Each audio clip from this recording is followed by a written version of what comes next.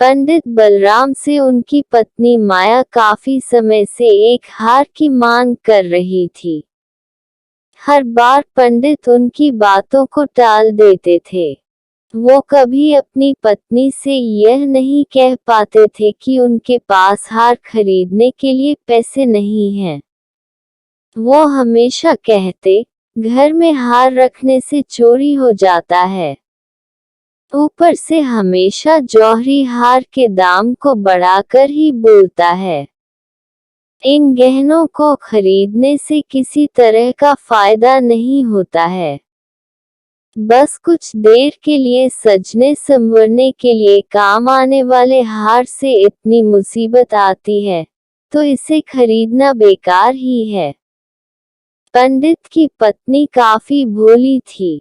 वो हमेशा अपने पति के इन बातों में आ जाती थी, लेकिन दूसरी महिलाओं के पास गहने देखकर उसके मन में होता था कि काश मेरे पास भी ऐसा जेवर होता। वैसे पंडित थोड़ी मेहनत करते तो अपनी पत्नी के लिए हार खरीद सकते थे, लेकिन उन्हें सिर्फ भोजन करना और आराम करना ही पसंद था। वो अपने आलस्य के कारण पत्नी की 4 बातों को सुनना भी बुरा नहीं मानते थे।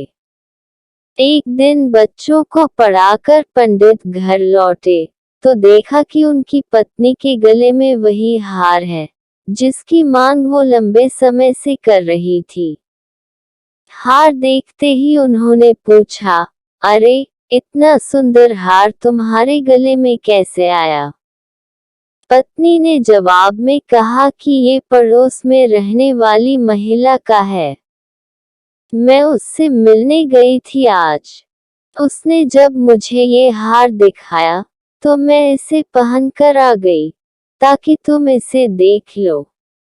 मुझे बस ऐसा ही एक हार चाहिए।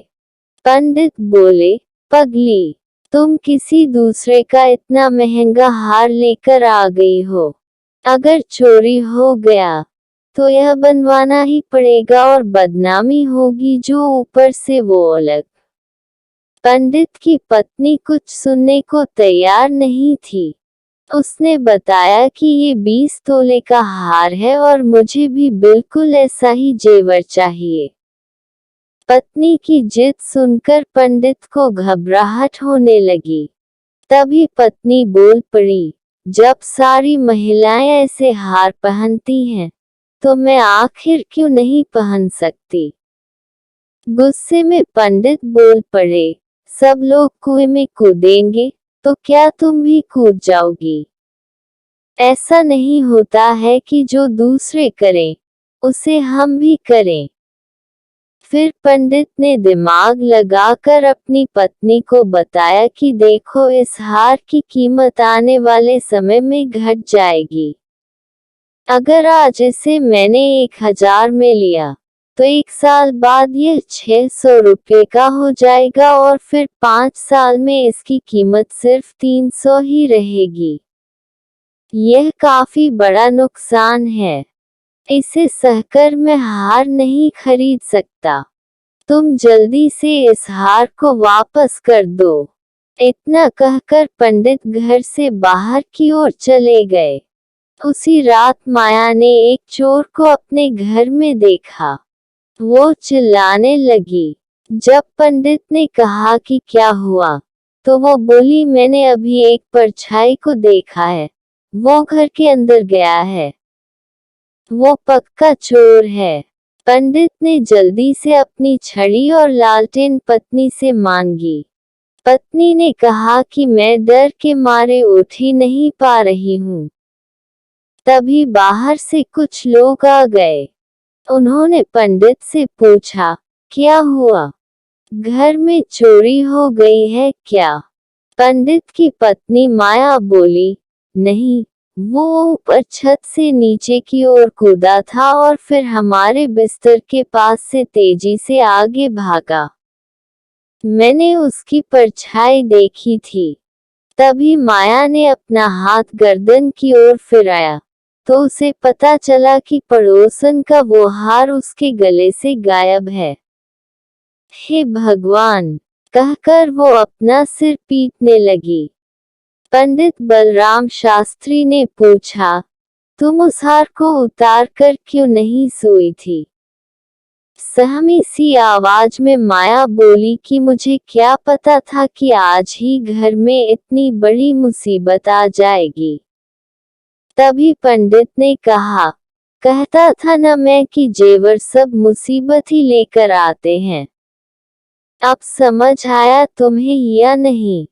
पंडित के पड़ोसियों ने तब तक पूरा घर छान मारा, लेकिन कोई चोर नहीं दिखा। छत पर भी देखा पर कुछ हाथ न लगा। एक पड़ोसी बोला, लगता है किसी जानने वाले ने ही ये काम किया है। दूसरे पड़ोसी ने कहा, देखो, घर के लोगों द्वारा बताए बिना किसी को कुछ पता नहीं चलता है। हार के अलावा और क्या चोरी हुआ है वो देखना चाहिए।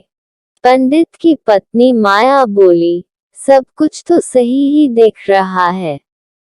संदूक भी बंद ही है और बर्तन भी सारे घर में ही हैं। उस चोर को पराये लोगों का सामान ही ले जाना था। मेरा कुछ ले जाता। वो गहना ले गया, जिसकी मैं मालकिन ही नहीं थी। अब हार का मजा आ गया न तुम्हें?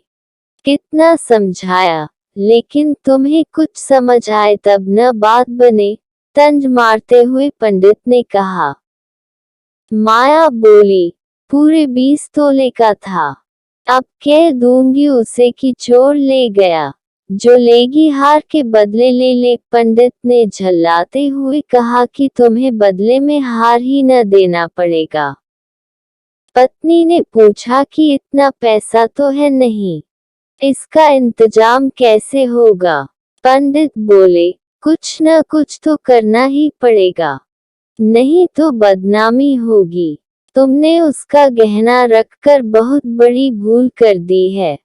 माया ने दुखी होते हुए कहा कि मेरा भाग्य ही खराब है। दूसरों की चीज गले में डालकर मुझे क्या सुख मिला था कि मैं उसे पहनकर ही सो गई।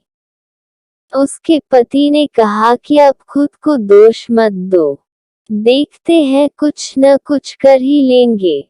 पड़ोसी से कह देना कि जल्द ही उनका हार उन्हें मिल जाएगा।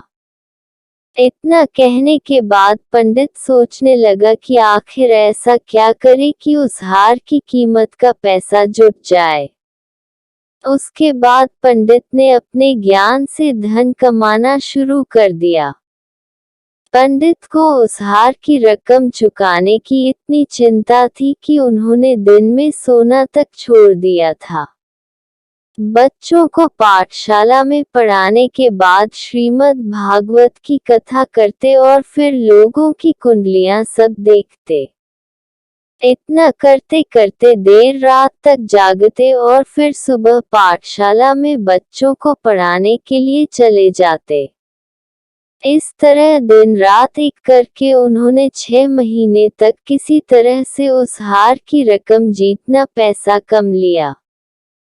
जैसे ही हार की रकम पूरी हुई पंडित सीधे ठीक वैसा ही जेवर खरीद कर ले आए और अपनी पत्नी के सामने रख दिया। पंडित की पत्नी माया पहले तो हार देखकर बहुत खुश हुई। फिर उसने पंडित से पूछा कि आप गुस्से में दे रहे हैं क्या ये हार? जवाब में पंडित ने पूछा, गुस्से और नाराजगी जैसी क्या बात है? उसका हार हमारे घर से गायब हुआ था, तो उधार तो चुकाना ही होगा ना। इतना सुनकर पंडित शास्त्री की पत्नी बोली, नहीं, ये उधार नहीं है। पंडित ने कहा, चलो उधार न सही, बदला तो है ना, जाओ उसे ये दे आओ। उसकी पत्नी बोली, नहीं नहीं, ये बदला भी नहीं है। गुस्से में पंडित ने पूछा, अब तुम ही बता दो कि क्या है ये। पत्नी माया ने कहा कि यह आपकी तरफ से मुझे दिया गया तोहफा और निशानी है। उस रात हार चोरी नहीं हुआ था। मैंने तो बस ऐसे ही शोर मचा दिया था। हैरान होते हुए पंडित ने सवाल किया, सही में? माया ने कहा, हाँ, सच में। पंडित ने फिर सवाल पूछा, तो तू मेरा कौशल देखना चाहती थी? जैसे ही पत्नी ने जवाब हाँ में दिया, पंडित बोले, तुम्हें कोई अंदाजा नहीं है कि इस कौशल के लिए मुझे क्या सब मूल्य चुकाना पड़ा है। पत्नी ने मासूमियत से पूछा, 600 से भी ज्यादा क्या? पंडित ने भारी मन से कहा, हाँ, बहुत ऊपर।